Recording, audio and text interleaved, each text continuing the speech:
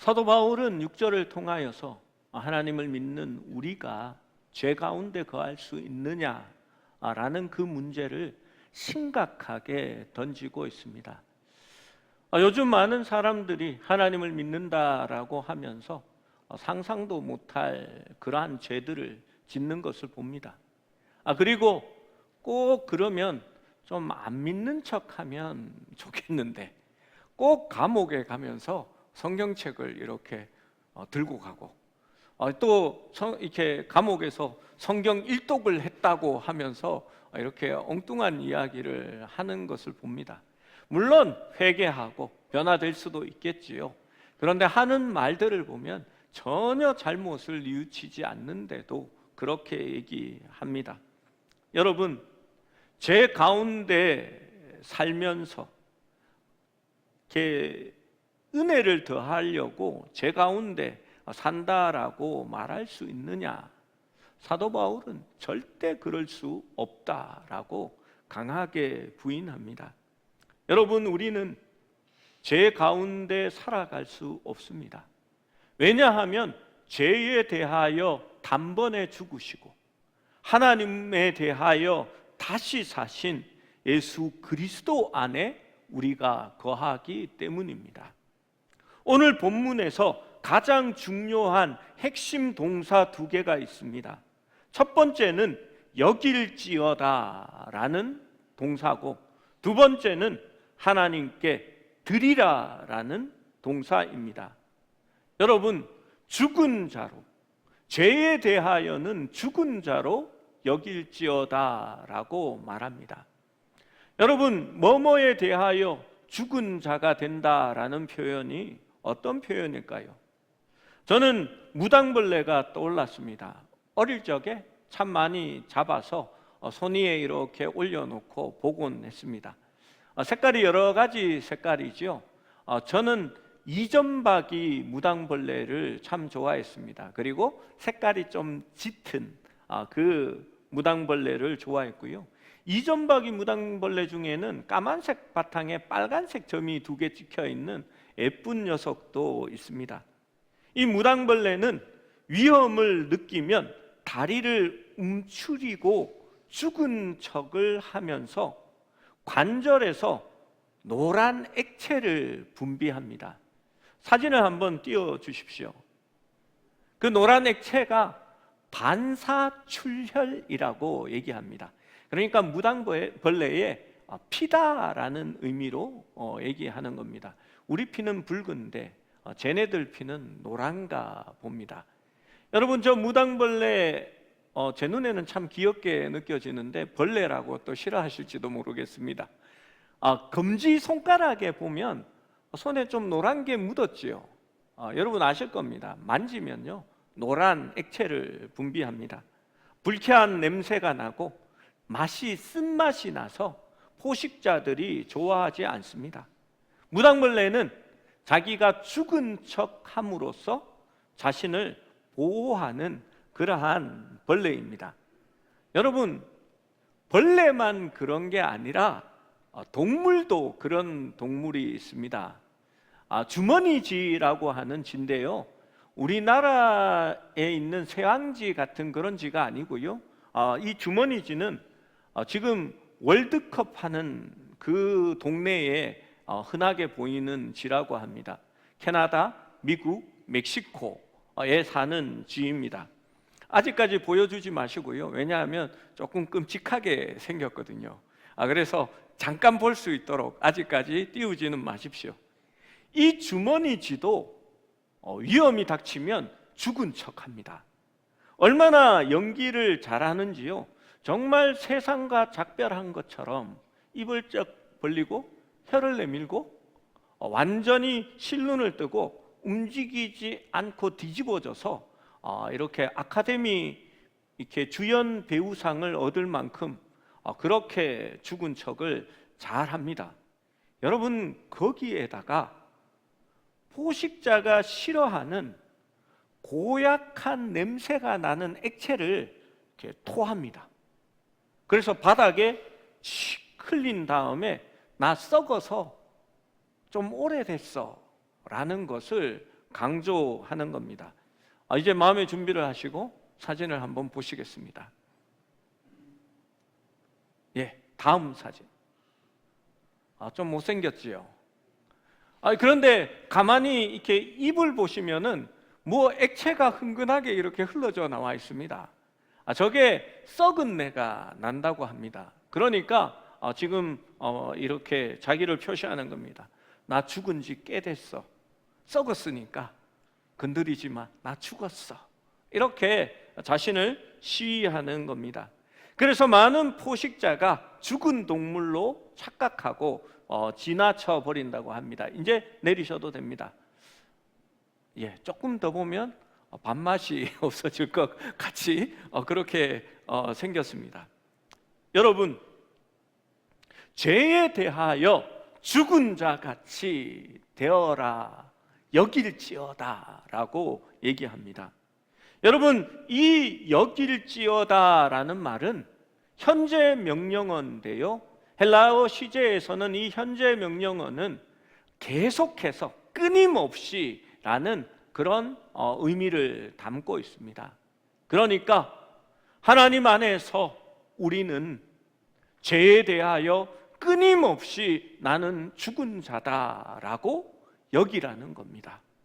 계속해서 생각하라고 말하는 겁니다. 여러분, 죄는 피하는 것이지 싸워 이기는 게 아닙니다. 죄는 익숙해지는 게 아닙니다. 죄가 있으면 달아나는 게 상책입니다. 우리가 큐티 말씀을 보고 있는 고린도전서 6장 18절에 보면 음행을 피하라. 사람이 범하는 죄는 몸 밖에 있거니와 음행하는 자는 자기 몸에 죄를 범하느니라 라고 말합니다. 여러분, 음행을 피하라 라고 말합니다. 음행을 극복하라 라고 얘기하지 않습니다. 그 음행과 싸워 이기라 라고 하지 않습니다.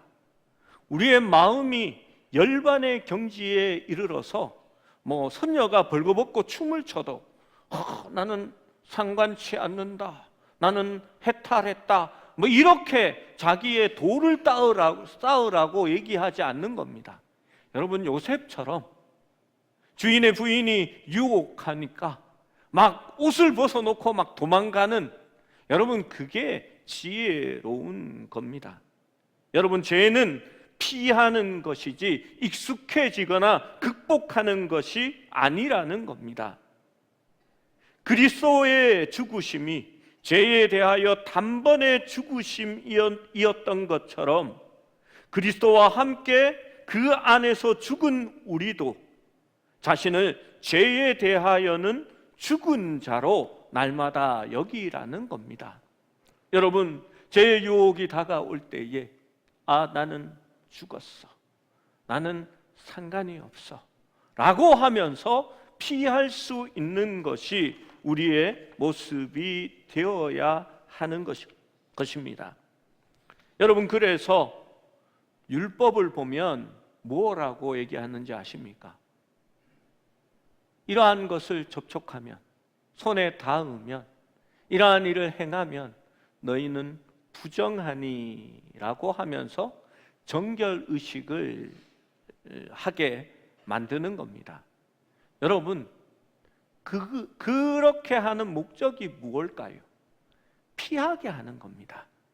죄에 대하여 죽은 자로 여기게 하는 겁니다. 12절의 말씀을 우리가 함께 읽어봅니다. 12절입니다. 시작. 그러므로 너희는 죄가 너희 죽을 몸을 지배하지 못하게 하여 몸의 사욕에 순종하지 말고. 여러분, 우리가 거듭난 존재가 되었고 새로운 피조물이 되었습니다. 이전 것은 지나갔다고 말했습니다. 그런데도 죄가 너희 죽을 몸을 지배하지 못하게 하라라고 말합니다. 여러분, 우리의 몸은 아직도 연약한 육체, 죽을 몸 가운데 있습니다. 물론 이 몸도 예수 그리스도께서 재림하시는 그날에 하나님께서 새로운 육체로 다시 창조하시는 그날이 있을 것이라 라고 얘기합니다. 그러나 현재 우리의 몸은 취약한 존재입니다. 죽어가는 세상의 존재로 나약함과 고난 그리고 부패에 참여하고 있음을 우리에게 상기시켜 줍니다. 우리는 죄와 사망의 권세에서 벗어났지만 우리의 죽을 몸은 여전히 피곤하고 나약하고 또 더 쉬기를 원하고 남들보다도 더 나아지기를 원하는 그러한 존재입니다. 육신의 취약함은 사욕이라고 오늘 본문에는 적혀 있어서 하나님의 뜻을 거스르고 내 몸을 위하는 그러한 마음이 있다는 것을 말하고 있습니다. 여러분, 다른 말씀에는 그것을 소욕이라고 말합니다. 육신의 소욕과 성령의 소욕이 너희 가운데 있어라고 말합니다. 여러분, 이 소욕이 우리의 육체로 하여금 우리 죽을 몸을 지배하려고 한다는 겁니다. 여러분, 배가 고플 때에 혹은 내가 바라는 것이 있을 때에 이 유혹은 우리에게 찾아옵니다. 하와에게는 찾아와서 먹음직도 하고 보암직도 하고 지혜롭게 할 만큼 탐스럽기도 한 그러한 유혹이 하나님이 처음 말씀하신 말씀과 반하여 찾아오는 것입니다. 이 소욕에 순종하지 말라는 겁니다. 요한은 이것을 이렇게 표현했습니다. 요한일서 2장 16절 말씀을 보면 이는 세상에 있는 것이 육신의 정욕과 안목의 정욕과 이생의 자랑이니 다 아버지께로 온 것이 아니요 세상으로부터 온 것이라 라고 말씀합니다. 여러분, 하와에게 다가온 유혹과 똑같습니다. 먹음직도 하고 이는 육신의 정욕입니다. 보암직도 하고 안목의 정욕입니다. 지혜롭게 할 만큼 탐스러운 이생의 자랑을 말하는 겁니다. 여러분, 우리의 육신은 이러한 것에 유혹을 받는다라고 말씀합니다. 여러분, 그래서 우리는 죄에 대하여는 죽은 자가 되어라라고 말합니다. 이 사욕은 죽을 몸을 위하는 육체적인 색욕과 식욕뿐만이 아니라 자기 고집대로 하고자 하는 욕망, 자기를 높이고 더 있어 보이게 하려는 욕망, 다른 사람들보다 더 많이 소유하려고 하는 그러한 욕망, 다른 사람보다 위에 군림하려고 하는 그런 욕망 같은 것을 말합니다. 여러분, 이러한 사욕에 순종하면 죄가 우리를 지배하게 만드는 겁니다. 야고보서 1장 15절을 이것을 경고합니다. 욕심이 잉태한즉 죄를 낳고 죄가 장승한즉 사망을 낳느니라 라고 말합니다. 그래서 성경에는 스스로 자족하는 마음이 있으면 경건에 큰 도움이 된다라고 말합니다. 하나님이 주신 것들을 감사하지 못하고 끊임없이 남의 손에 있는 것들을 부러워하고 탐낼 때에 여러분, 내게 있는 동산의 모든 나무보다 하나님이 금하신 하나의 열매에 더 마음을 들이는 그러한 일들이 일어나게 되는 것입니다. 바울은 이 거룩한 삶이 단번에 이루어지는 단회성 사건이라 말하지 않습니다.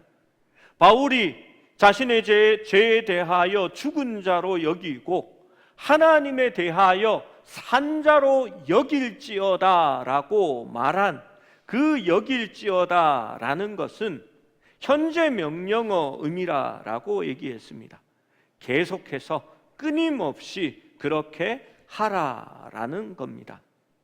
바울은 이렇게 생각하라라고 말하는 것에서 이제 실천적인 명령으로 넘어갑니다. 그 실천적인 명령은 하나님께 드리라라는 말씀입니다. 여러분, 로마서 6장 13절 말씀을 같이 읽어봅니다. 시작. 또한 너희 지체를 불의의 무기로 죄에게 내주지 말고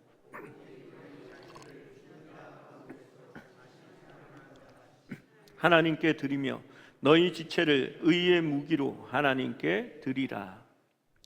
바울은 죽을 몸에서 한층 더 구체적인 지체로 말합니다. 그리스도인에게 이 지체는 불의의 무기로 내주지 말고 하나님께 드리라라고 말합니다. 여러분, 지체가 무엇일까요?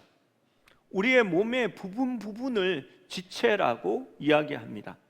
여기에서 지체는 하나님이 주신 능력과 자원을 포괄하는 의미라고 볼 수가 있습니다.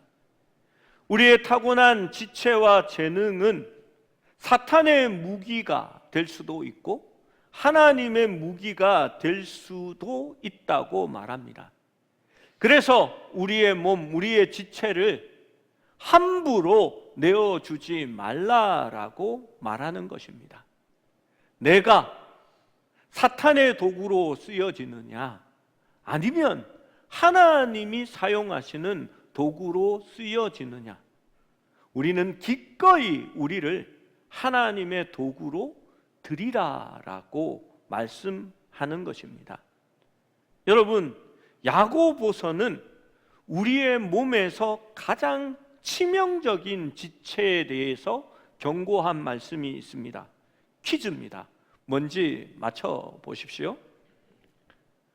이 지체는 가장 작은 지체 중 하나로 돼 불과 같아서 작은 불이 많은 나무를 태우는 것처럼 이 지체는 불이요, 불의의 세계다.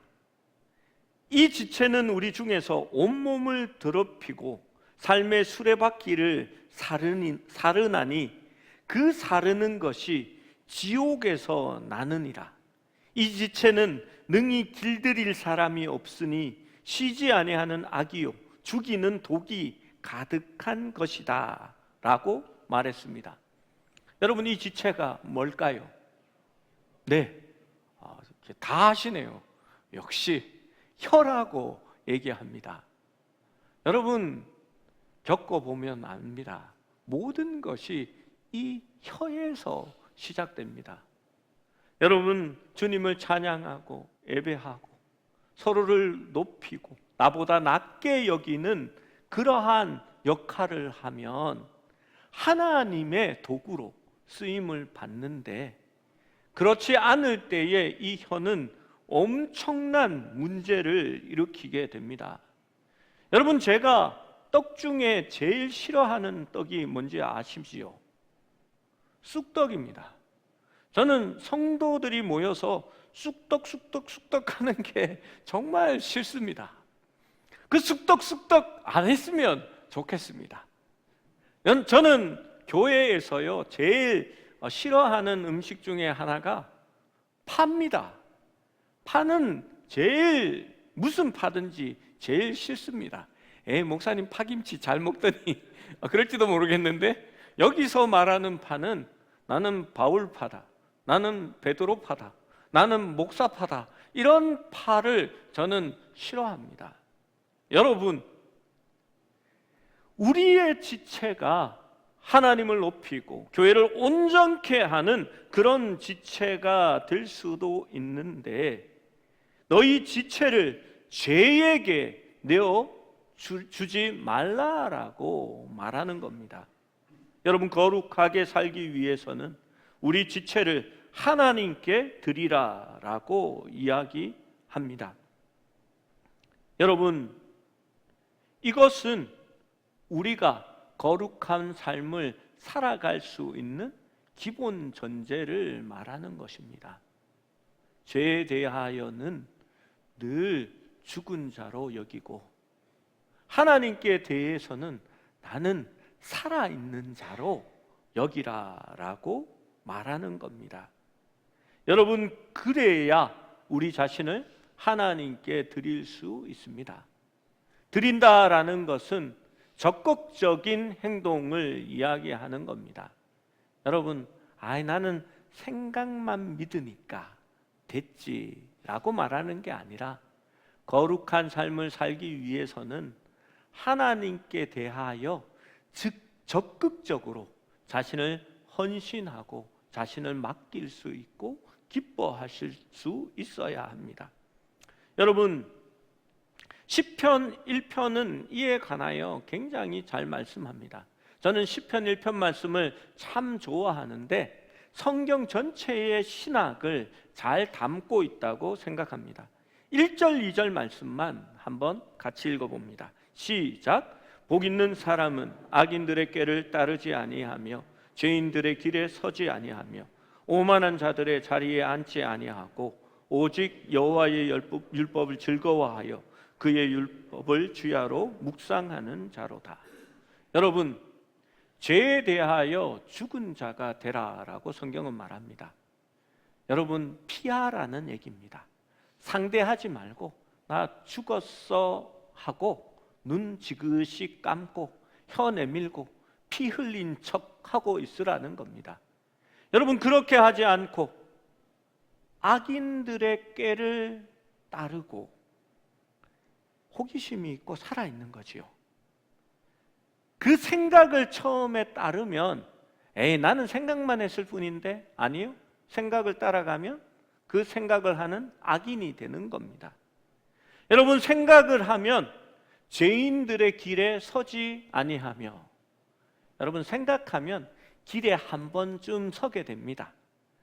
막 생각이 나면 한 번은 해보고 싶거든요. 그럼 그 길에 탁 서보는 겁니다. 여러분, 그 길에 서면 그 길이 죄인들의 길이라고 말합니다. 그러면 내가 그 길에 서 있으면 죄인이 되는 겁니다. 우리 아들은 그런 애가 아니에요. 친구들하고 함께 거기 있었을 뿐이에요. 여러분, 친구들과 함께 있으면 거기에 어울리는 애입니다. 똑같은 애라는 이야기입니다. 그리고 오만한 자의 자리에 앉지 아니하고 라고 말합니다.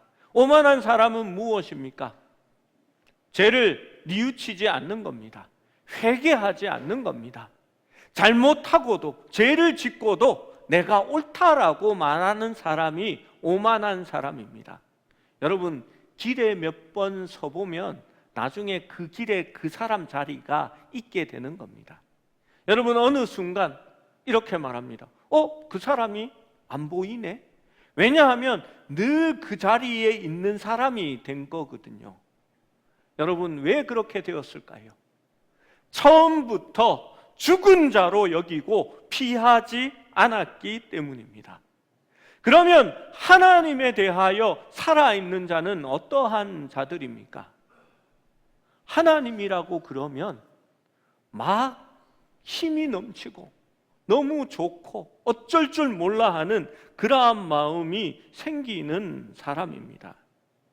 여러분, 죽은 자도 동물로 비유했으니까 살아있는 자도 동물에 한번 비유해 봅니다. 저희 부모님 집 대문 안쪽에 마당에 진돗개 백구 한 마리가 있었습니다.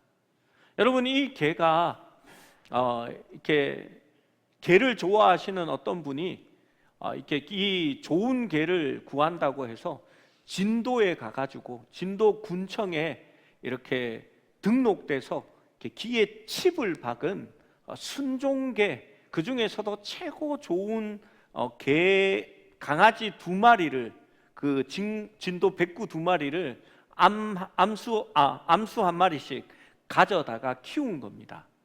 개가 이렇게 순종 혈통에다가 외향이 참 좋은 개입니다. 그리고 이 개 사이에 새끼가 4마리가 났는데요, 그 중에 1마리가 유독 크고 골격이 좋았습니다. 그래서 제가 강아지 1마리 주십시오, 저희 부모님 집에 갖다 드리려고요 하고 그 강아지 1마리를 받아서 저희 부모님 댁에 갖다 줬습니다. 걔가 자라는데요, 그 부모보다도 그 개가 더 모양이 좋더라고요.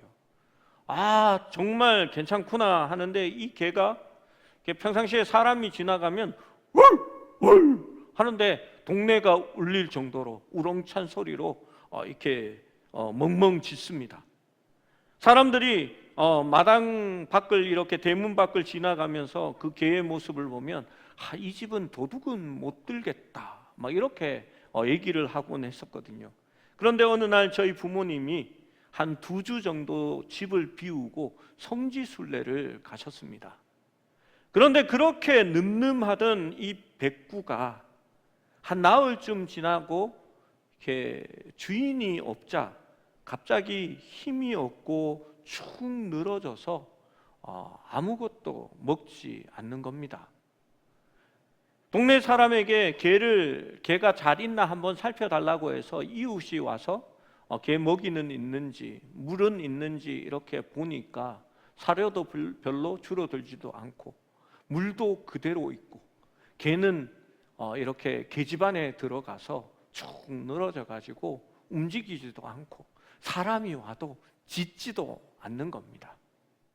여러분, 이웃들이 오히려 걱정합니다. 괜히 개 봐준다고 해가지고 이렇게 오면 개 죽였다고 원망 듣는 거 아니야? 막 이런 마음이 듭니다. 그러다가 부모님이 돌아와서 마당에 들어섰습니다.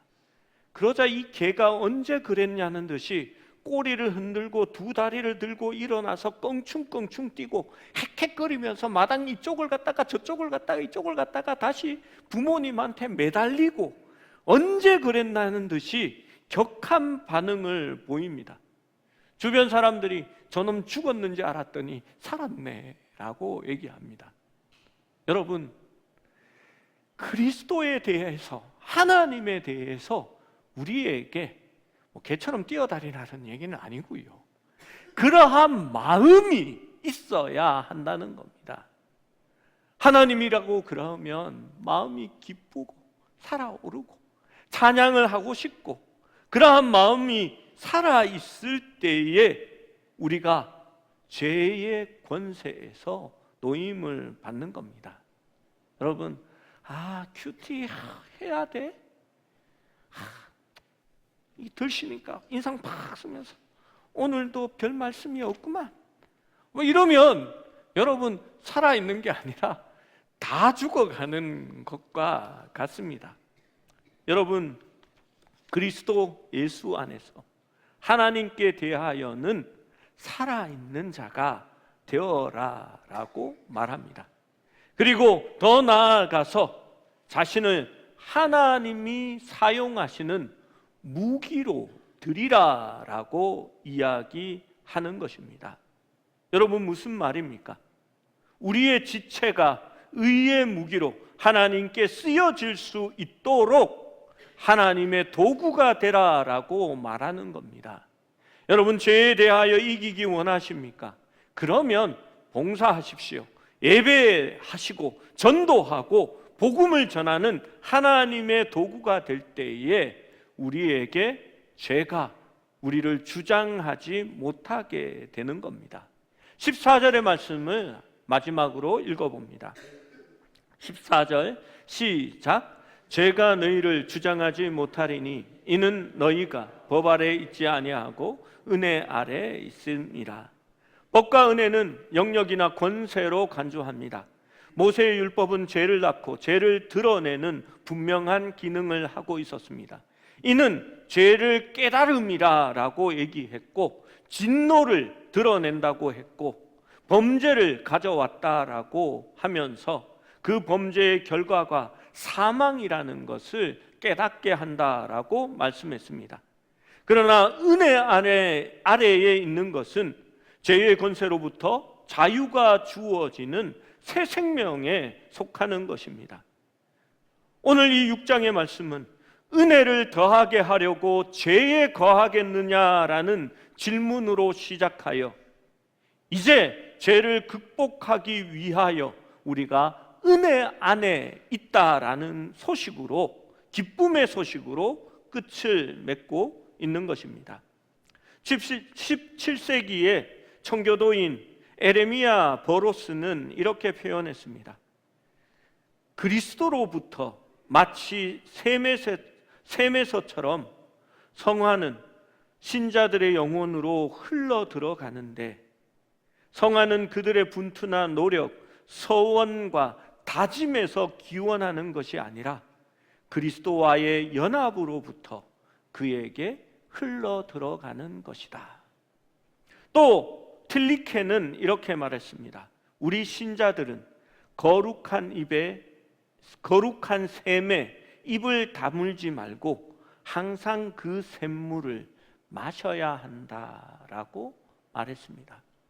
여러분, 우리는 모두 하나님 안에서 거룩하게 살기를 원합니다. 죄가 미치지 않는 죄의 권세에서 벗어나기를 원합니다. 여러분, 그렇다면 우리는 하나님 예수 그리스도 안에서 하나님 앞에 자신을 산자로 여기고 자신을 하나님께 드릴 때에 우리가 거룩하게 살 수 있다라고 말하는 겁니다. 여러분, 그것은 현재 진행형입니다. 과거에 나도 그랬었지. 아니요. 현재 진행형은 계속해서 끊임없이 그러해야 한다라는 것을 말하는 겁니다. 여러분, 조금 더 힘을 냅시다. 하나님의 일이라면 살아있는 것처럼 움직여 봅시다.